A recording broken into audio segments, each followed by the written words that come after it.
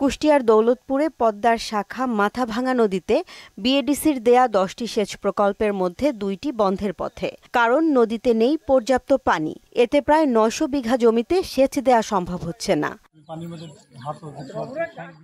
সেচের অভাবে নষ্ট হয়ে যাচ্ছে মাঠের ফসল। পানির অভাব কিভাবে মেটাবেন তাই ভেবে পাচ্ছেন না চাষিরা। আমার ডিপের আন্ডারে 500 বিঘা আবাদ, তাতে আমি ধরেন পানি আগে পাইছি, এখন পানি পাইছিনি।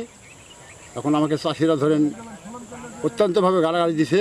যদি আমাদের এই নদীতে মাথাভাঙ্গা নদীতে পানি থাকে তাহলে আমরা 300-400 বিঘা জমি আবার সেচের আওতায় আনতে পারি। ওয়ালটন ফ্রিজ কিনে অনেকের মতো আপনিও হয়ে যেতে পারেন মিলেনিয়াল। সেরা পণ্যের সেরা অফার। মাঠের জমিগুলো ধান শুকিয়ে আর জমির মাটিগুলো একদম চচির হয়ে গেছে, যার কারণে আমরা সরকারের দৃষ্টি আকর্ষণ করছি আমাদের মাথাভাঙ্গা নদীটাকে তারা খাল খনন করে পানির ব্যবস্থা করে বিডিসির আন্ডারের মাধ্যম দিয়ে এই চাষিকে বাঁচান, চাষির প্রাণ বাঁচুক। সমস্যা সমাধানে নদী খননে ব্যবস্থা নেওয়ার আশ্বাস দিলেন বিএডিসির প্রকল্প পরিচালক। নদীটা পরিদর্শন করে আমাদের যে ডিজাইন আছে বিএডিসি, ওই ডিজাইন মোতাবেক এর মধ্যে পড়লে আমরা এটা অচিরেই পুনঃখননের ব্যবস্থা নেব। খাদ্য উৎপাদন নিশ্চিতে মাথাভাঙা নদী দ্রুত খনন করে পানি প্রবাহ স্বাভাবিক করার দাবি জানিয়েছেন কৃষকরা।